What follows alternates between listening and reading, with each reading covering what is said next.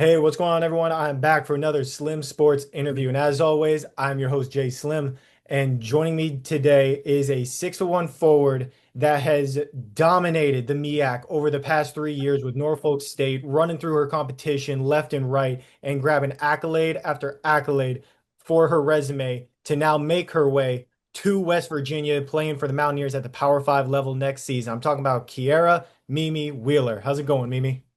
It's going good. Thank you for having me on. It's a pleasure. Absolutely. Excited to have you on. I've heard a lot of great recommendations by players for yourself to have you on the podcast. And obviously, with the career that you've had already, absolutely outstanding what you've been able to do. And I want fans, viewers that aren't familiar with your name to get familiar with it in a segment that I like to call Rewind and Recap, where we're going to rewind the clock, talk about these accolades that I mentioned. And I'm going to start off 2024 MEAC Player of the Year. You're voted best of the best in that conference for a very tough Norfolk State team that has ran through that conference the past few years. You yourself, three-time All MEAC defensive team selection as well. Usually one of, if not the best in block shots in that conference. Two-time All MEAC first team selections, three total in your career with the Spartans. And then this past season led them to their third straight March Madness appearance with you as a part of the team. So your Division One career has had nothing but success. You've known nothing but winning since stepping foot with the Spartans in their program.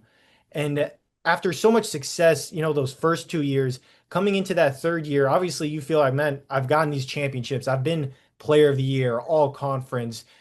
What's next? What else is there to accomplish with this team? So as one of those veteran players, one of those leaders with the program going into this past season, what would you say was that thing that was left to prove for yourself and for the team? Really, it was the Power Five wins.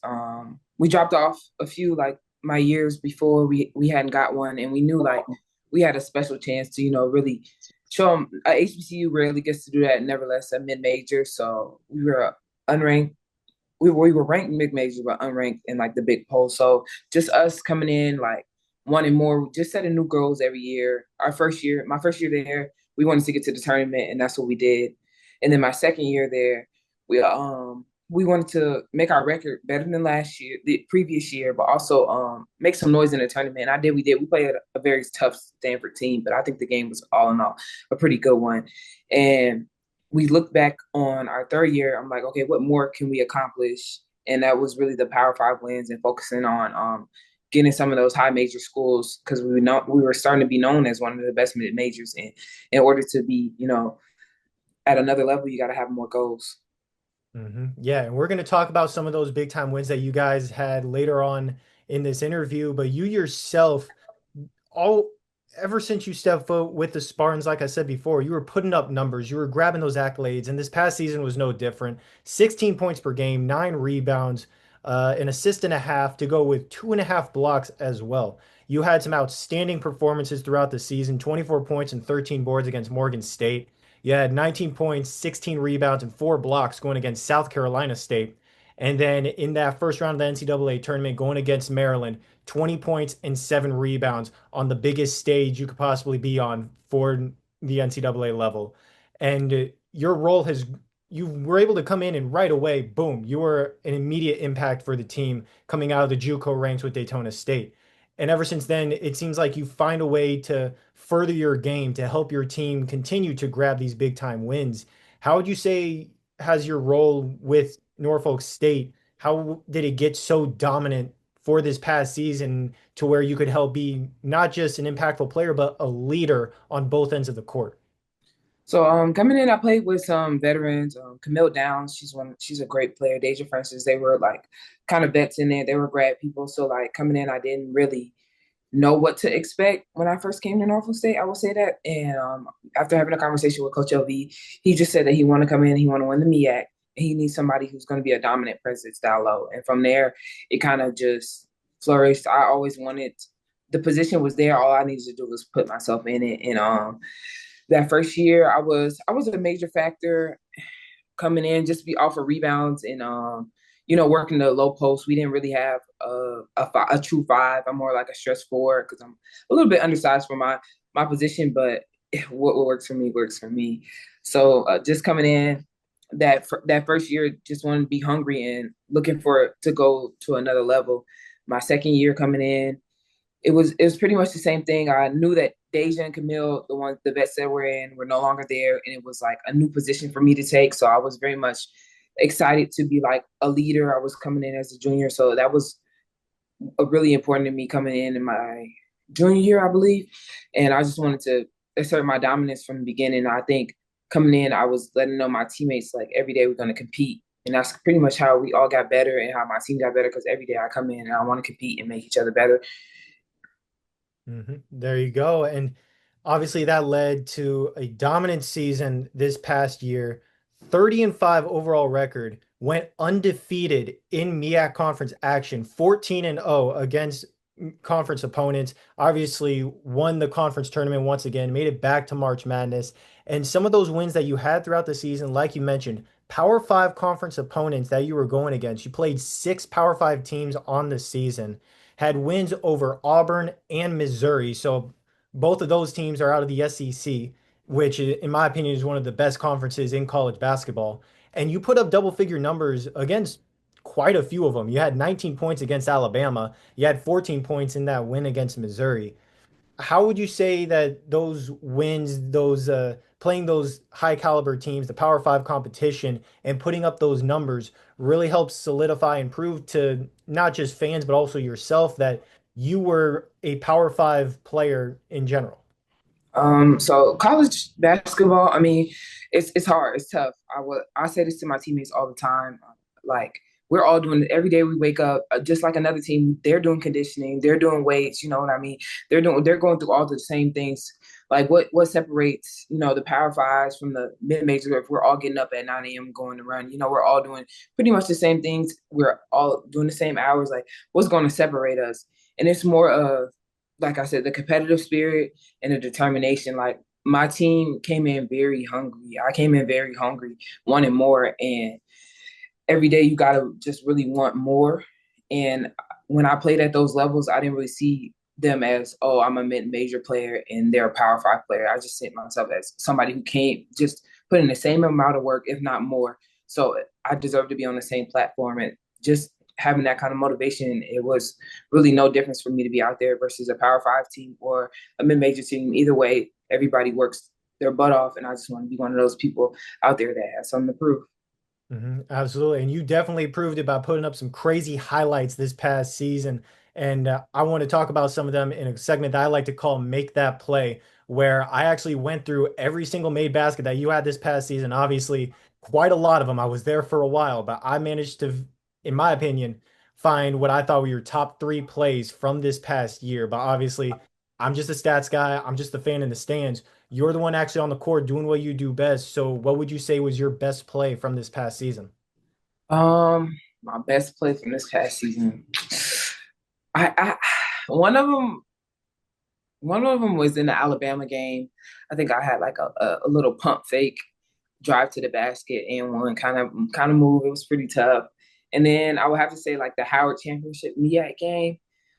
It was a real tough and one. It was like a 2-on-1. That would probably have to be my most exciting plays of the year. Well, it's funny that you mentioned the Howard one because Okay. that's what I have at number one as well. Okay. Obviously, you guys are going for that championship, going for 3 straight during your Norfolk State career, and you ended up faking the handoff, going against Howard, posted up a double team, and made that nice little post move to where you got up for the score, and they fouled you 2-on-1, like you said, went to the line for that 3-point play. So that right there, I have at number one. Number two, I have in the quarterfinals of that MEAC tournament going Mhm. against South Carolina State, where you had a nice little slip screen move. Point guard ended up getting you the ball. You hit a nice little spin move on the defender to get closer to the Okay. basket. Help defender came in. You said, "Nah, I'm gonna still score." So you hit a fader for a nice little jumper to get more points on the scoreboard for your team. And number three, going against Maryland Eastern Shore in the regular season, coast to coast. We mentioned the rebounding numbers. You got a great rebound off of a missed basket by Maryland Eastern Shore. And instead of giving it up to the guard, you relied on your handle skills and took it all the way uh, to the basket with defenders actually surrounding you all throughout. You had one on your hip, you had one that was coming over and help, and you still found a way to score for your team. So those are my top three plays right there. But obviously, you had a lot of them throughout this season, and I'll be showing off the highlights throughout this interview. Um, and you ended up, obviously we mentioned the role that you took on. We mentioned how, you have all these accolades, and I want to give a lot of credit to the coaching staff for that team. Obviously, not just being able to help yourself, but your teammates get to the top of the MEAC, make it to three straight NCAA tournaments. How would you say the staff managed to improve an already outstanding team from the 23-24 season to where you guys were able to rank first in the MEAC in points per game, points allowed, field goal percentage, and go undefeated in conference play? Um, First, Coach Fox, she worked a lot with us in like skill development. I mean, daily with me and Diamond for sure, and with my other teammates, like just being in the gym and making sure we're ready for those shots that are in our sets. Like we practice taking shots that are in our sets. A lot of people go to the gym and they just put up shots, but I'm putting up shots where I know exactly where I'm going to have the ball, and that was a lot. Like in making my read out of those helped me a lot. I would say Coach Kiva as well. She was very good on the front side as far as just being there for our team because it was a lot of growth that was happening. And Coach LV also allowed us to just be ourselves in practice and have that competitive nature and also be silly. Like me and my teammates are really close. So it was kind of hard for him to decipher, like, oh, do I let this slide or are they playing? Are they not? But we were just so competitive that he couldn't do anything or say anything because off the court we were best friends, but on the court, like it was a battle every day. And I really appreciate that us them letting us be us freely, I should say, because that allowed us to really be dominant on the court. And that competitiveness obviously is what led you guys to a 30-win season. Like I said before, undefeated in conference play, and you yourself, you were second in the entire conference in rebounds, first in blocks, and third in points per game. And the crazy thing is your teammate Diamond Johnson, I believe, was first in points per game. I know she was first in steals as well. I think she ended up winning MEAC Player of the Year, actually, and you were probably runner up to her because you won it the year before. You guys really were a 1-2 punch, not just on the offensive end, but also on the defensive end. She was able to pick the pocket. You were able to send shots back into the fifth row of the stands. Talk to me about the relationship that you and Diamond had on the court to where you guys were able to take on not just these dominant player roles, but also being big time leaders for this team to really complement each other in the system. I never, when Diamond first came, I never imagined playing with a player like her. This we have a great friendship on and off the court. Her determination really motivated me, and we just kind of kept each other motivated. Like I, an emotional player. I would say that like I'm passionate about the game, and my college career, I didn't get to play with somebody as passionate as me. And she was just as passionate. She cared just as much. So being able to, go through battles with her, whether it was in practice or whether it was in the game, like it was always an honor. Like a lot of times I got on my teammates a lot, but I wouldn't like get on Diamond when she made a mistake or when something was going on because I knew she was just as hard as her on herself as I was. So like Diamond is a talented scorer and she's a hard worker. Like I don't think I know anybody who's been in the gym as much as her and just consistent on the same level. I mean, she's played in the Big Ten, she played in the ACC, she played in me. She's dominated at every level. So just playing with her and seeing how humble she was and how determined she was, it was like us racing to the top. So I got the MEAC of the year 2024. She got the MEAC of the year 2025. And we were both happy for each other because every day in the gym, it was the same thing. It was me and her competing. And that's all we did was compete against other people or compete against each other. Either way, it worked out for the both of us. And I just really appreciate getting to play with her. And obviously led you guys to being one of the best in the mid-major polls throughout the season. Obviously, top 25 votes. I know you guys ended up getting a couple of votes after those Power Five wins to be in the uh, NCAA top 25 on ESPN. And obviously, a big part of that was because of the 14-0 undefeated MEAC conference schedule, like I mentioned. But I wanted to go back throughout the rest of your Norfolk State career and see, all right, how did they do in MEAC play altogether? Through your 3 years there, 38-4 in conference action.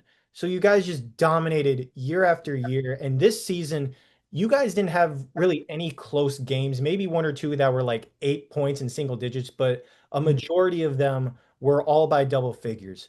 What made this team so unstoppable when it came to MEAC action to where you guys were just able to run through whoever you went against? It was us really just taking it as a challenge. You know, a lot of people were saying like we were a lot better team than the teams in the MEAC, but the teams in the MEAC are very, very talented. I don't want to discredit them because of our dominance. I think that every year we came in with a new objective. It was a few that we dropped off. So like this year we was very determined to not drop off. Even like our closest game, I think was Morgan State, and they gave us a fight. Like every night we came in there, they didn't care that we were Norfolk State and we had touched this brand. Like every night they came in wanting to beat us. So I don't think it's hard trying to be the number one team. People see the double digit blowouts and they're like, oh, they're running through these teams. But every day in practice, like I said, we're competing, we're preparing for the game just the same because we know like we had a different kind of goal and we couldn't just sit back and relax because just like years before, we were supposed to be the most dominant team, but people came in and knocked us off. So we kind of took this year and like we dropped a few, and we knew exactly how we dropped a few because we weren't in the same mindset. We came in very comfortable, very relaxed. So I think the MEAC did a great job of keeping us on our toes, and the competition with Howard is always great, and just the atmospheres of the game as well. Like the gyms are very intense. It's not just the players, the atmosphere, the coaches, everything in the MEAC is very intense, and I like playing in it. Yeah, and now you actually leave the MEAC behind as you now head to West Virginia. We've talked about the past a lot. Now we got to talk about the future. You're with West Virginia, with the Mountaineers. I know you guys have your summer workouts going on to where you can get to know each other, understand each other's style of play to go off and hopefully win the Big 12 and make it back to the NCAA tournament for yourself for the fourth straight year for your individual career. What was it about West Virginia that really stood out to you compared to some of these other Power Five teams, some of these other, high caliber programs that wanted to have you as a part of their program? Coach Kellogg, when I first met him, he was a very cool guy, of course, but he was all about the stats and about the numbers. And I'm a numbers girl as well. Like I like to look at how my winning percentage and when I'm on the floor, like what my transition looks like, what my post move rating looks like. And he came in and he was very prepared. He pulled up everything for me, my percentage from mid range at every spot, 3 pointers, transition, etc. And when we had our conversation, his goals were some of my goals. I take pride in defense. He takes pride in defense. Just like I didn't lose at home, he doesn't like to lose at home. And it was just a lot of things that we connected on, and mainly it was just me coming in and being a major impact and wanting to win. Like that's all I care about at the end of the day is wanting to win and wanting to be dominant. And I think we just clicked on there. And once I seen like similar goals and what I want for my basketball career, we just went up from there. And I felt the atmosphere was a little bit different here. And I know you're going to make a huge name for yourself at the Power Five level with West Virginia, obviously doing what you did at Norfolk State. Unfortunately, people don't take a look at the mid-major ranks as much as they should. I know Mm-hmm. when I looked at your numbers, I knew I had to have you on, especially after my good friend Ronaldo Mark recommended you on this segment that we're about to get into called Who's Up Next, where you can actually give me some names that I can reach out to have on the podcast so I can get more hidden gems like yourself to tell their story and promote their name as well. There are two rules though. First of which, whoever you recommend got to help me reach out, got to help me get them on. And Okay. number two, I do need at least one name that was not a teammate at Norfolk State this past season. So you can get some Norfolk State names if you want, but at least one where maybe it's a teammate at West Virginia now or somebody else at another Division I school you want to promote. Okay. First, I would like to say AJ from my last team. She was I mean, just like as great as a scorer Diamond was, AJ was as well. And she was a sophomore. She was a freshman when she first came in, and I kind of took her under my wing. You know, she was, but she's always been this great player. There was nothing that I could have did, or I just seen her do so many things that I can't even do, that Diamond can't even do.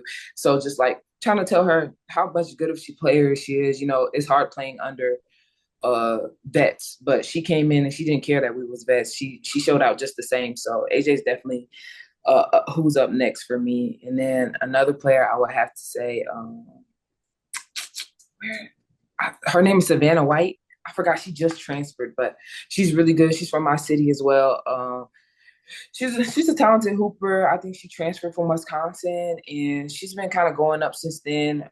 Versatile forward, and always was great competition back in high school. And I always keep track of her game just because we're from the same city, and I'm a basketball junkie. So Hey, there you go. And obviously, you being a basketball junkie, you're obviously looking to improve your game even further. And now that we've talked about who's up next, we got to talk about what's next for yourself as mhm. far as really getting ready for this Power Five level. Obviously, you showed that you could beat these Power Five teams when you were with Norfolk State and really compete with them, put up numbers. But now you're going against them night after night, every single week throughout the season with West Virginia. So, what parts of your game are you really targeting to improve on so you can help lead the Mountaineers to a conference championship and back to the NCAA tournament?